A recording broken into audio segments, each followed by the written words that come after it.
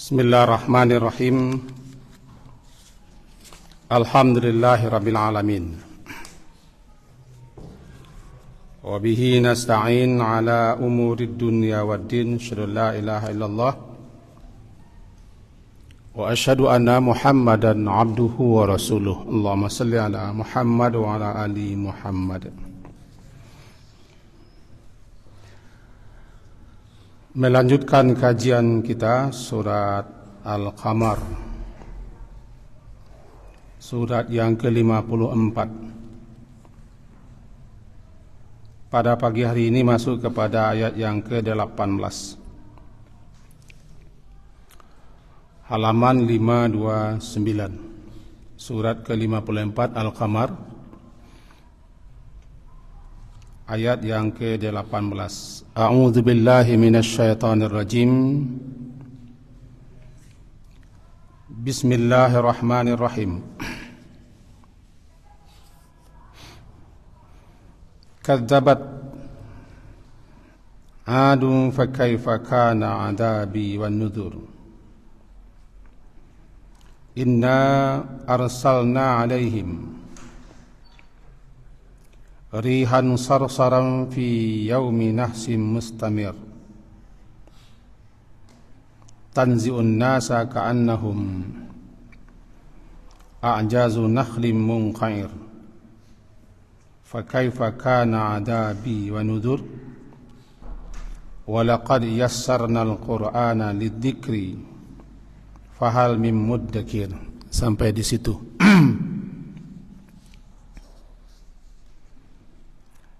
Kadzabat, telah mendustakan,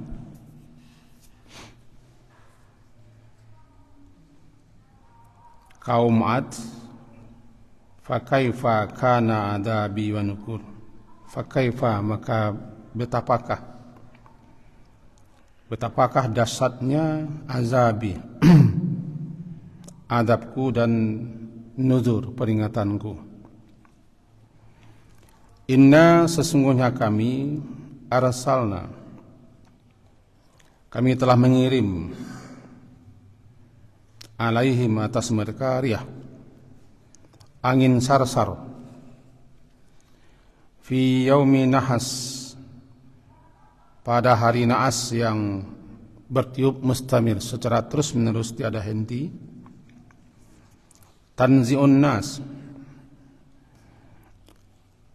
yang tanzi'u, membuat manusia bergelimpangan, ka'annahum, seakan-akan mereka itu a'jas, pohon-pohon nakhal, pohon-pohon kurma yang munqair, yang tercerabut dari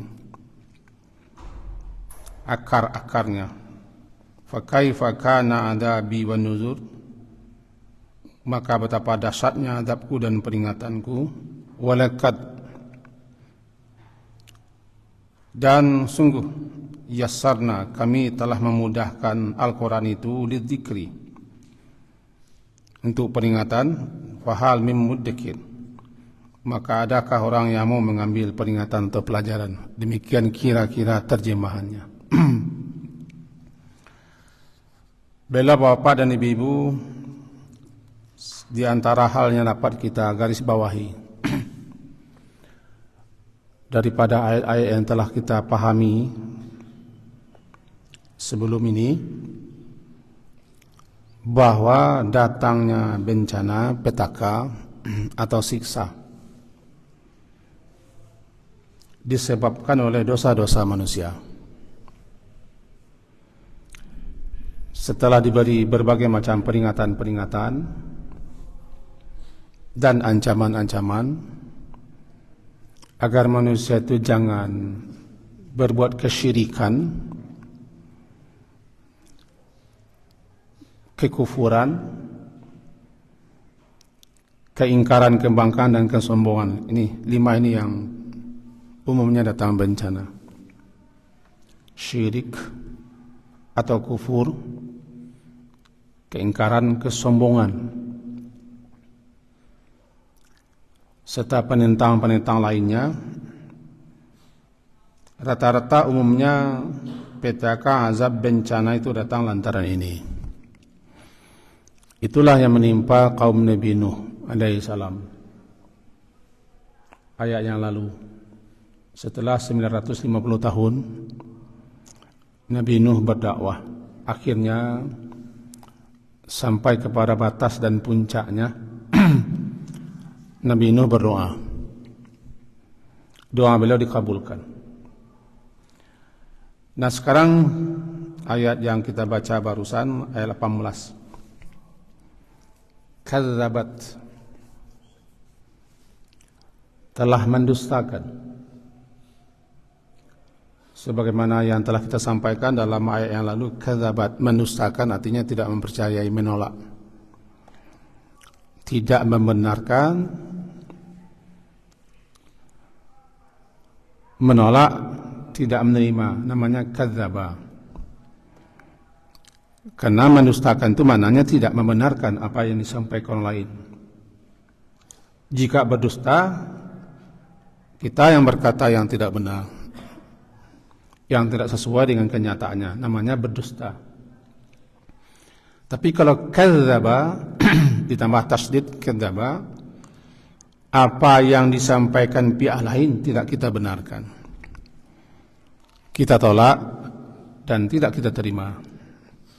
Terpakai dalam ayat namanya tidak menerima, tidak mempercayai.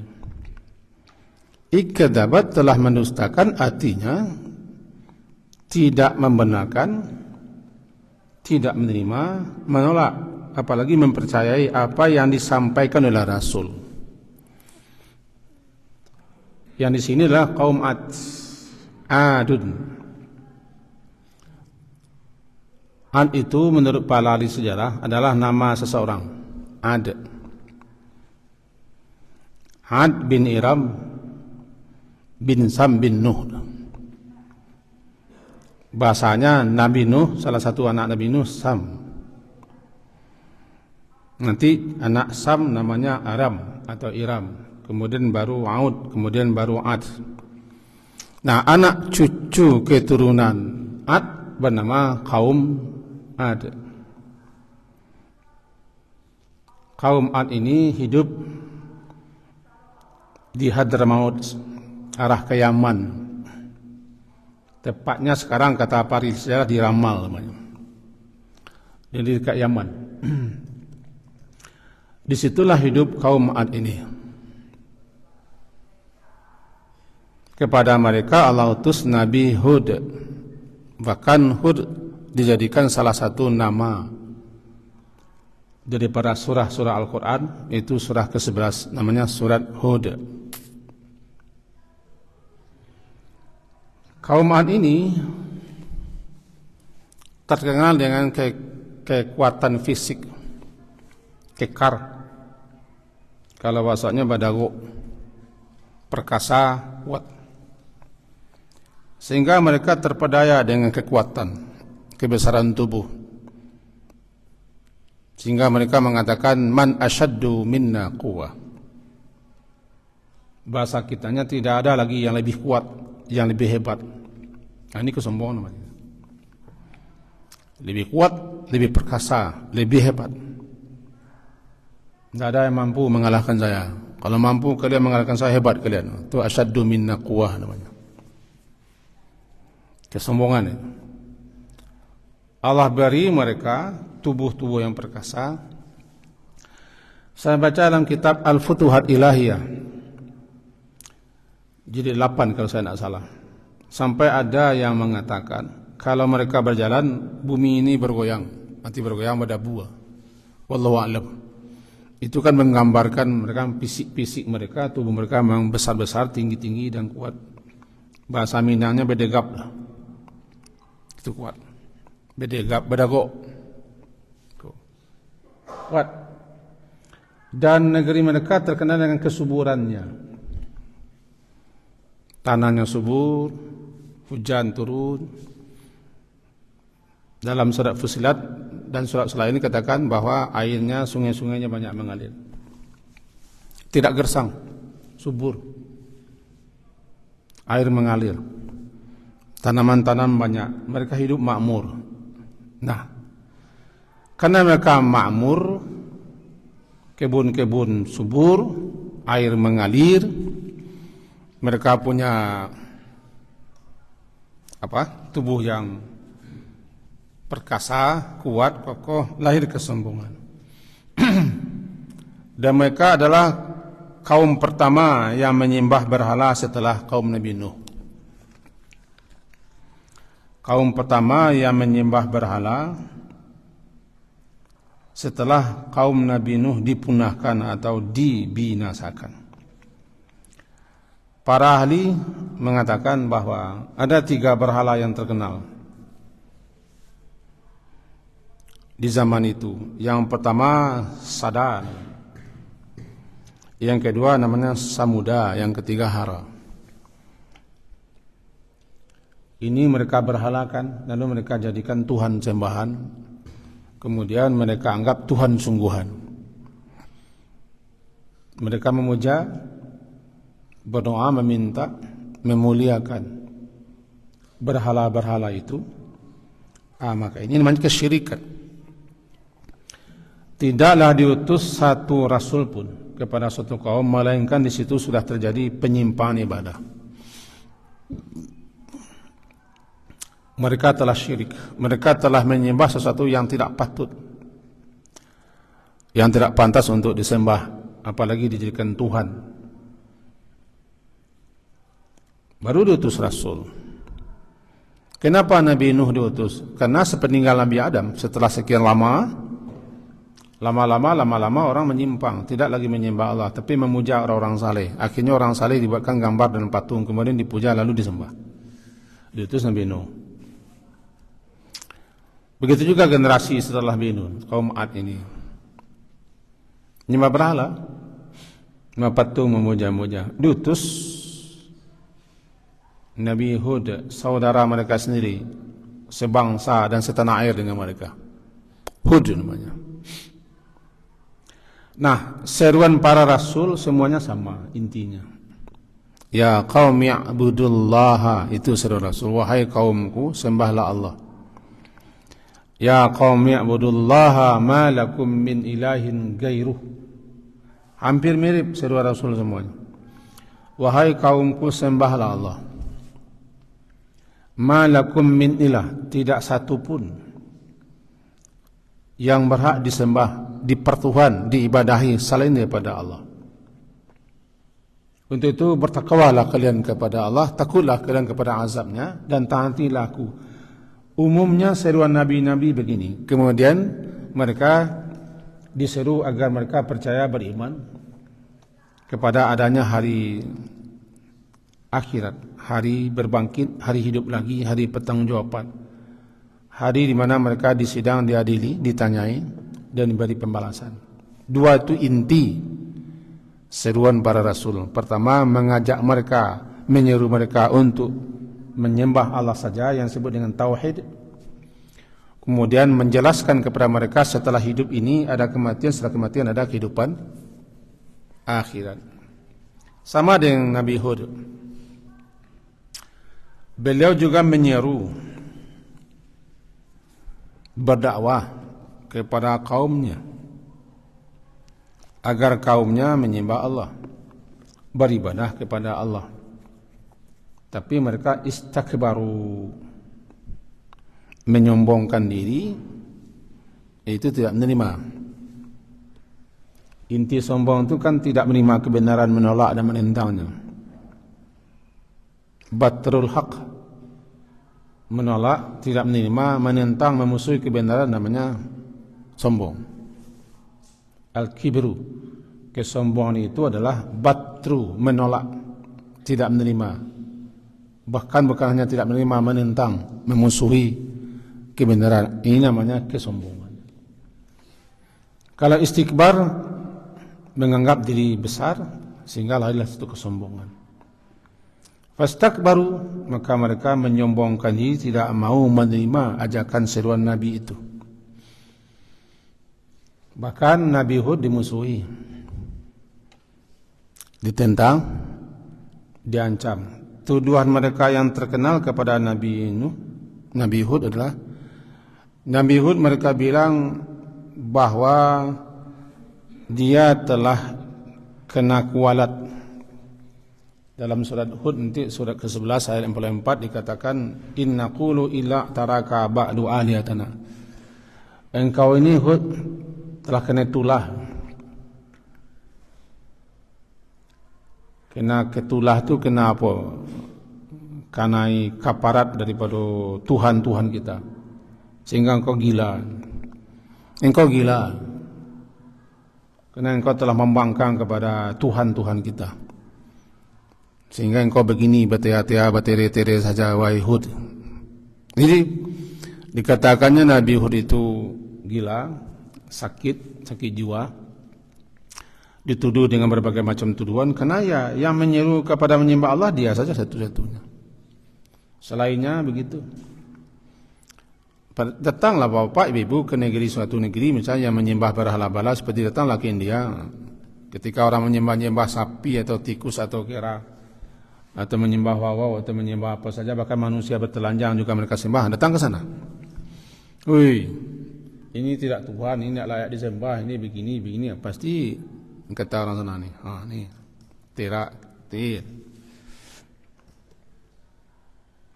Sendirian rasul-rasul itu menghadapi kaumnya, sendirian, kaum yang musyrik.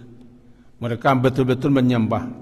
Itu makanya saya gambarkan pergilah ke negeri India. Contohnya begitu. Orang sedang memuja-muja sapi. Bahkan kaki sapi dicium-ciumnya. Sapi pun bahkan dijadikannya sebagai sabun. Pipis sapi diminumnya. Bahkan manusia yang tidak berbaju mengenakan kain secawat saja atau malah bertelanjang bulat itu di perempuan pula yang mencium-cium kakinya, memuja-mujanya. Atau tikus yang diapakan? Tikus. Menci, tidak tahu tikus, menci. Atau kera. Ada yang kawin dengan anjing di situ, kawin dengan anjing. Dihias pula anjing, kawin. Jadi mereka telah menyembah alihah. Ittakhadhu min dunihi alihah. Mereka menjadikan sesuatu menjadi sembahan-sembahan. Bahkan yang mereka sembah itu adalah makhluk yang di bawah mereka. Binatang, hewan. Senyum-senyum simpul saja sapi itu disembah-sembah. Tikus dikasih makan, ya enaklah dia. Datang ke sana Nabi Hud misalnya. Hoi, ya qaumi, wahai kaumku. Diajak diseru. Begini, pasti malah lah. Tapi Nabi Hud dan Nabi Nuh tidak berhenti, terus akhirnya dituduhlah. Ini kena kualat ini. Hud ini kena kualat daripada Tuhan kita. Itu dalam surat Hud, surat ke-11 ayat 44. Kena kualat. Ya taraka ba'du alihatina. Engkau telah kena kualat. Kualat itu bahasa orang kena kutuk barangkali. Akan dikuntuk sehingga sampu engkau wahai Hud, disampu tetea. Sudah. Tapi berhentikan Nabi Hud tidak. Mereka juga tidak berhenti. Terus namanya kadzabat. Baru kita masuk sini kadzabat. Mereka mendustakan. Kadzabat 'ad, mendustakan kaum 'ad itu. Lalu akibat kedustaan pengingkaran perintah mereka itu fakaifa. Saya sengaja melihat dua terjemahan saya lihat atas meja. Apa terjemahan fakaifa? Salah satu terjemahannya saya baca di sini ayat ke-18, maka betapa dahsyatnya, itu terjemah sini. Secara bahasa kaifa itu kan pertanyaan istifham. Bagaimana? Atau betapa. Tapi kalau menunjukkan kedahsyatan, keluar biasaan,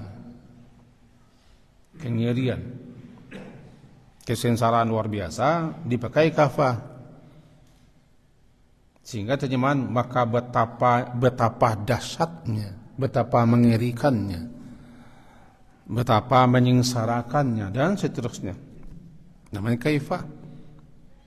Cobalah perhatikan, cobalah pelajari, cobalah tengok, kira-kira begitu bunyinya. bagi siapa yang memperhatikan, mempelajari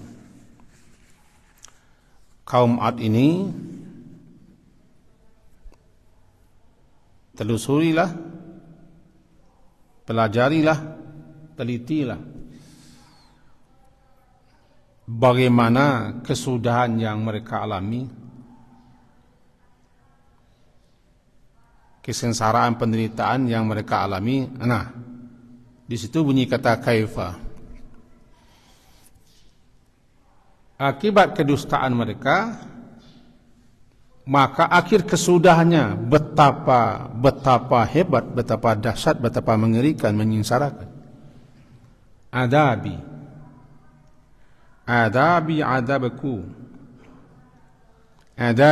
adabaku, siksaanku, dan nuduri, dibuang ianya, nuzur, peringatanku. Nudur berarti telah berkali-kali disampaikan dan berulang-ulang kali disampaikan peringatan, bukan sebentar, bukan sekali mengaji Nabi Hud, sekali dakwah, sekali datang, tak, berkali-kali, setiap saat, setiap waktu, tiada henti. Nabi Nuh itu siang malam menyampaikan peringatan, laila wa nahar, siang malam Nabi Nuh, tidak henti-henti. Nabi-nabi, rasul-rasul terus berdakwah.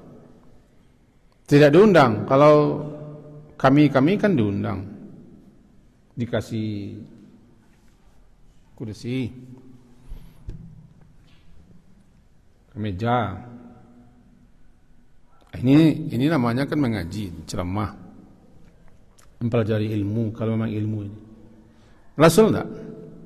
Rasul yang mengutus Allah, diutus kepada kaum syirik, kaum kufur, kaum angkuh, kaum sombong, kaum yang tidak mensyukuri nikmat.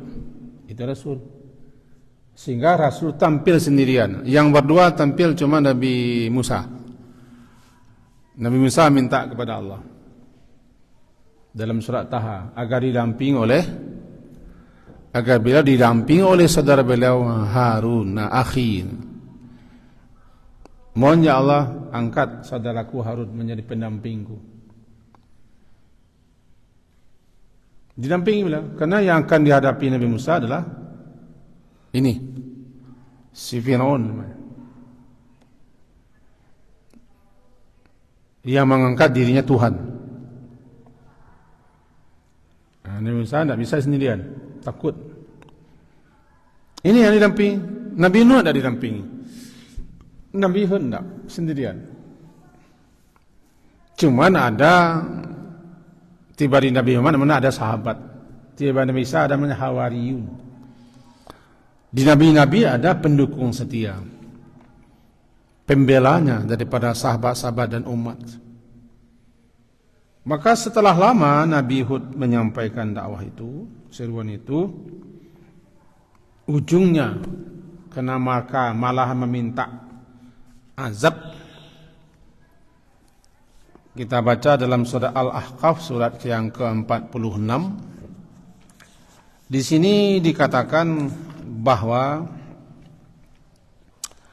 fa'tina bima ta'iduna in kunta minas shadiqin. Surat Al-Ahqaf, surat ke-46 ayat 22. Ayat 22 Al-Ahqaf, surat ke-46 halaman 505 ayat ke-22. Qalu aji'tana lita'fikana an alihatina fa'tina bima ta'iduna in kunta minas shadiqin. Intinya adalah, apakah engkau datang kepada kami untuk memalingkan kami daripada Tuhan-Tuhan nenek moyang kita? Untuk itu fa'tina, datangkan kepada kami, i'tina, datangkan kepada kami azab yang engkau ancam-ancamkan itu.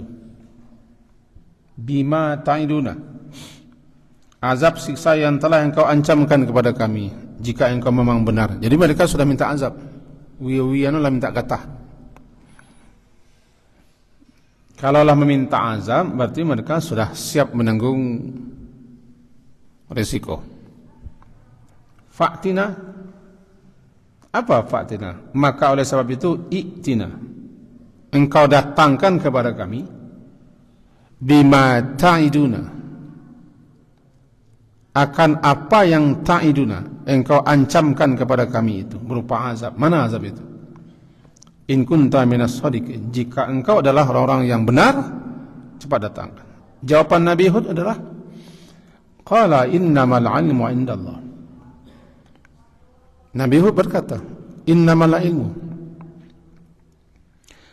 sesungguhnya ilmu tentang itu kapan mau datang, dalam bentuk apa datang, dalam keadaan apa datang, cepat atau lambat, itu bukan urusanku, itu urusan Tuhan.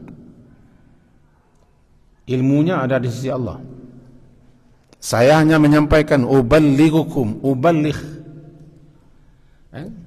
Ayat ke-23, wa uballigh, aku hanya bertabligh, menyampaikan kepada kamu ma ursiltu bihi. Aku hanya menyampaikan. Untuk apa aku diutus kepadamu dan membawa perintah-perintah wahyu yang kuterima untuk aku sampaikan kepadamu. Walakinni, tetapi aku melihat kalian memang kaum yang bodoh ini. Itu ujung cerita Nabi Hud. Inni arakum qauman tajhalun. Aku memandang kalian memang kalian tu orang bodoh benar. Kalau kata Rocky Gurung, hidup zaman tu dungu. Tidak jalan akal sehat kalian. Ini kata Nabi Hud, bukan kepada kaum Ad, bukan kepada bangsa Indonesia. Ini kepada ini, lakinni, ayat ke-23, ayat ke-23 surat Al-Ahqaf, surat ke-46 halaman 505. Lakinni, tetapi aku, ayat ke-3-nya, walakinni, dan tetapi aku, arakum, aku melihat kalian. Sudah lama aku memikirkan kalian tentang perangai, sikap kalian, cara berpikir kalian. Memang kalian kaum yang tajhalun, memang kalian kaum yang dungu ini. Tidak berakal sehat kalian. Tajhalun, jahil, tidak mau menerima kebenaran dan tidak terbuka mata kalian melihat kebenaran, tersumbat akal kalian. Tidak tahu membedakan antara hitam dengan putih. Kata Nabi Hud, malah kalian minta siksa, minta azab.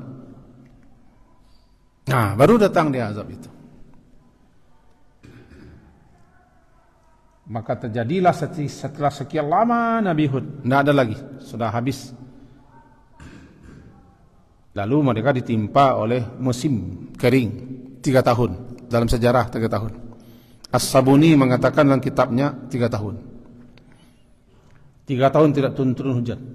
Semula negeri mereka subur, makmur, air mengalir,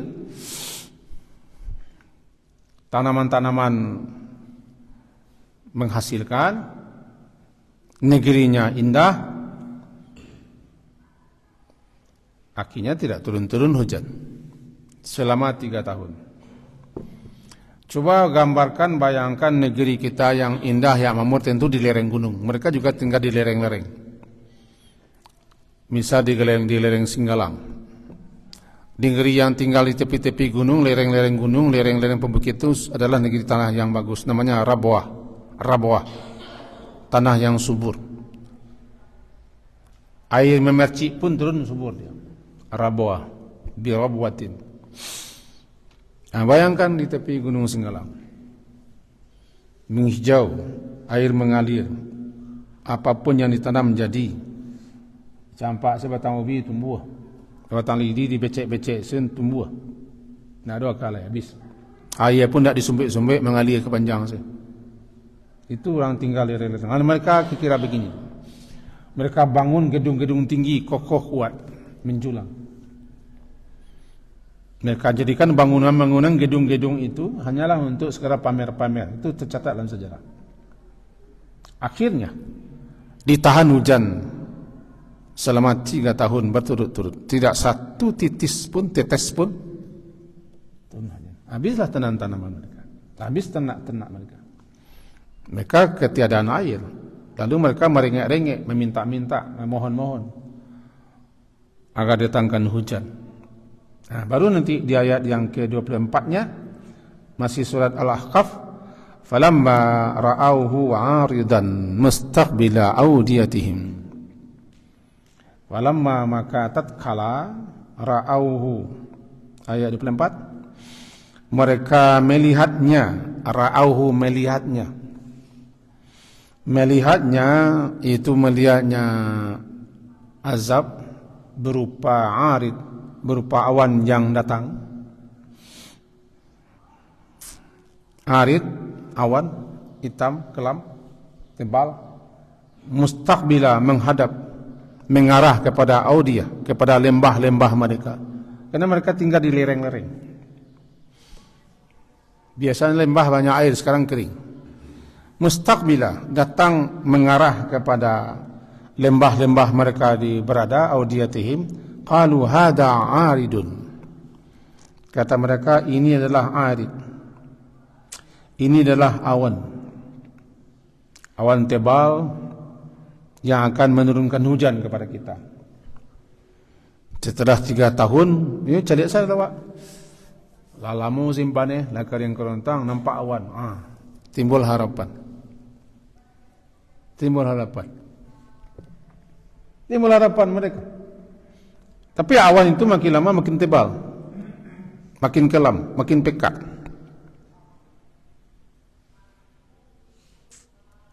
Maka bal huwa masta'jaltum bih. Sebenarnya itu bukan awan yang akan menghujani. Awan yang bukan untuk membuat tanah mereka subur lagi. Itu adalah azab. Itulah dia masta'jaltum bih. Apa yang mereka minta segera akan datang. Sebelumnya mereka minta, mana azab? I'tina.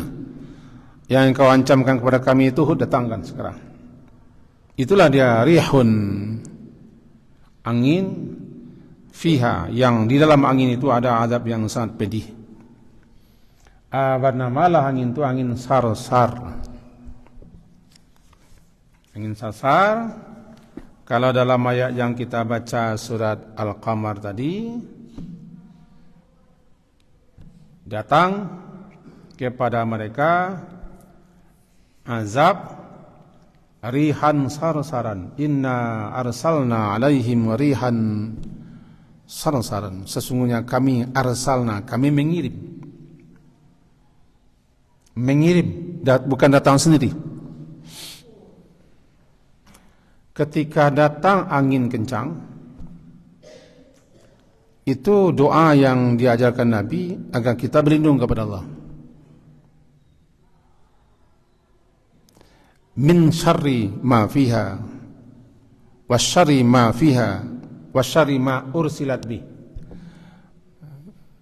Kami berlindung kepada Engkau Allah daripada keburukan angin ini, keburukan yang terkandung dalam angin ini, dan keburukan untuk apa dia dikirim. Ursil, untuk apa dia diutus. Angin itu diutus.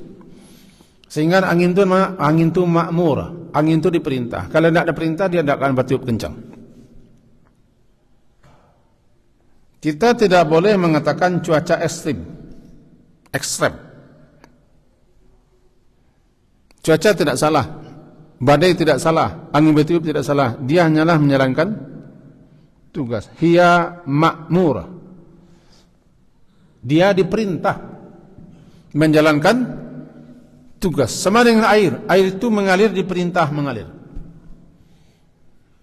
Tanaman-tanaman tumbuh, diperintah tumbuh. Karena semuanya makhluk, diperintah menjalankan tugas masing-masing.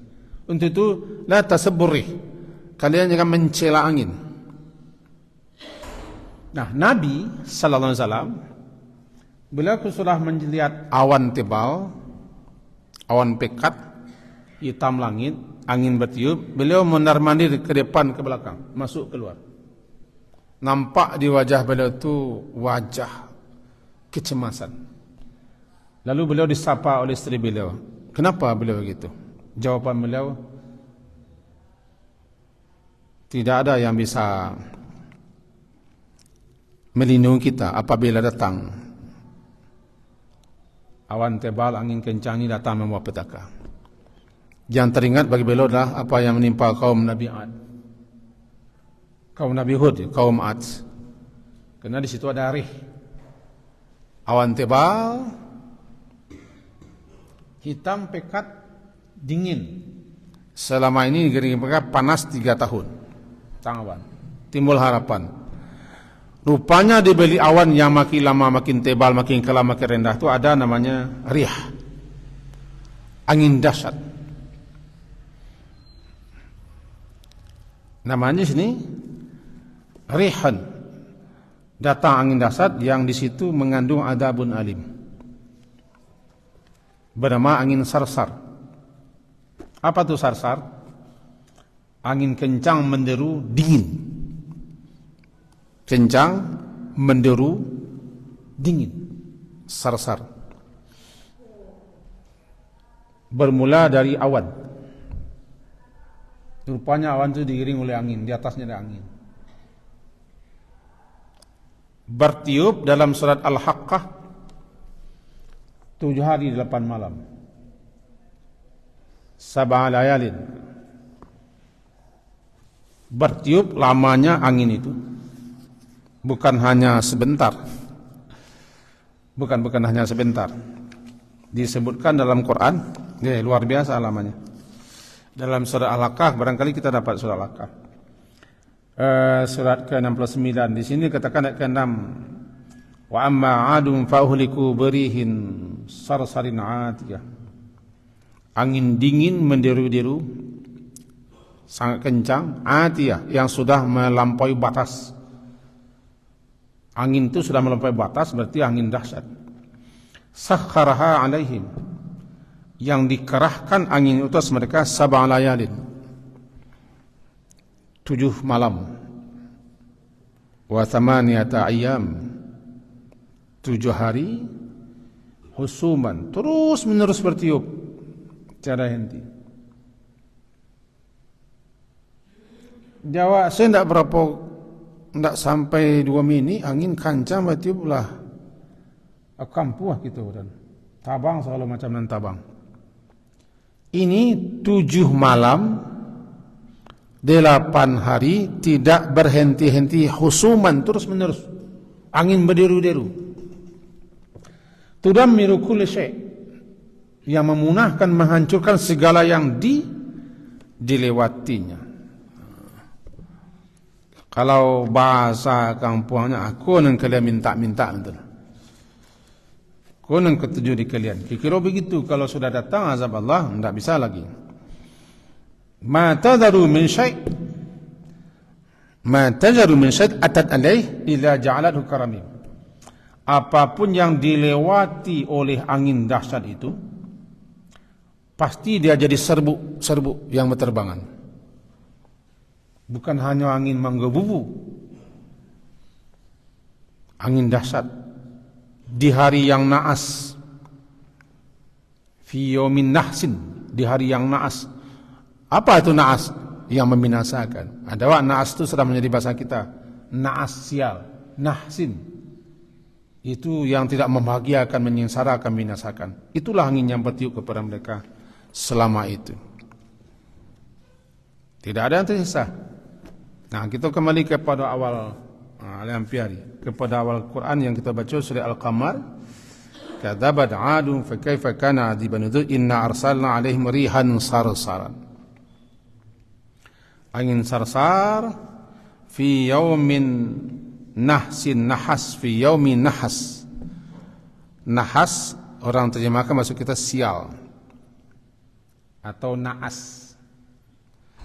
Nahsin itu lawan membahagiakan, lawan menyenangkan, lawan mengembirakan. Berarti membinasakan, mencelakakan, menyengsarakan. Jadi kalau harinya nahas, hari yang membinasakan, hari yang menyengsarakan. hari penuh penderitaan, bernamalah yaumi nahas. Jadi kalau hari naas masa kita berarti hari itu. Hari naas, hari celaka.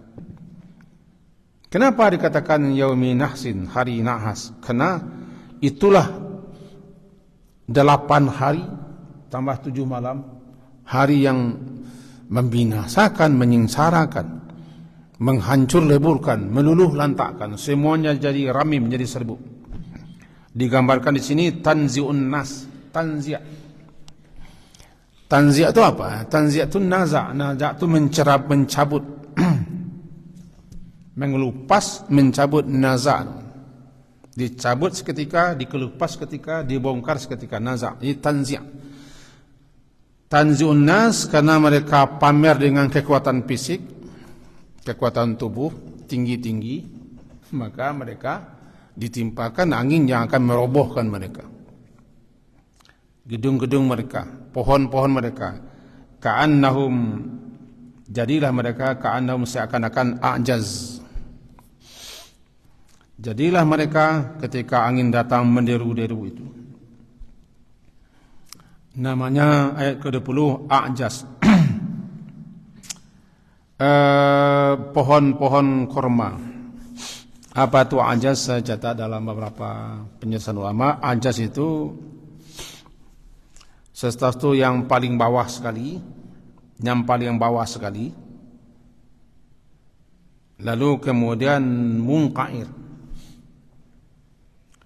Paling bawah, paling ke dasar, terbongkar. Seakan-akan mereka dan bangunan mereka, negeri mereka seperti korma-korma, batang-batang korma yang tercerabut dari akarnya yang paling bawah, munqair. Tumbang semua. Apa yang mereka bangga-banggakan tumbang, bergelimpangan. Seakan-akan batang kayu atau korma-korma yang tercerabut daripada akarnya yang paling dalam. Karena angin itu bertiup 8 malam 7 hari. Kenapa begitu? Kesyirikan, keingkaran, kebangkangan, keangkuhan, kesombongan, penentangan yang mereka lakukan, dan itu semakin menjadi-jadi mereka tidak bersyukur. Malah mereka melakukan berbagai macam kemaksiatan, kedurhakaan, dan tidak mau lagi kasih peringatan. Ini yang takut kita kalau datang angin seperti ini. Sehingga Nabi, sebagaimana kita katakan tadi, kalau sudah bertiup angin atau datang awan atau hujan lebat, muka beliau nampak kecemasan.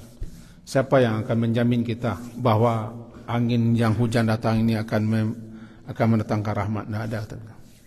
Ketika itulah beliau baca doa-doa perlindungan kepada Allah agar jangan ditimpa oleh angin badai, angin dahsyat itu.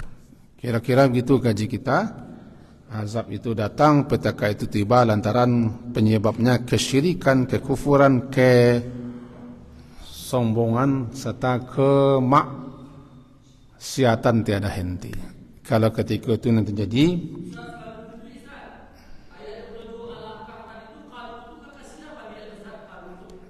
baca Haji. Qalu ayat 22 nya Pak Haji. Kaum Ad,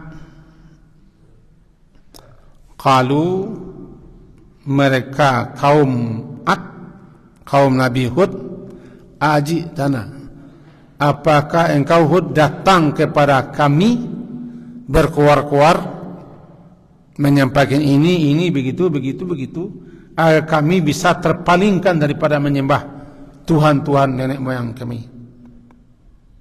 Tidak bisa. Kalau itu yang kau minta, tidak bisa. Apa ancamanmu? Datang saja ancamanmu itu. Ini kaum Nabi. Pak Ji. Subhanakallahumma bihamdika asyhadu an la ilaha illa anta astaghfiruka wa atubu ilaik. Sallallahu ala Muhammadin wa ala alihi wa ashabihi ajmain. Alhamdulillah. Assalamualaikum warahmatullahi wabarakatuh.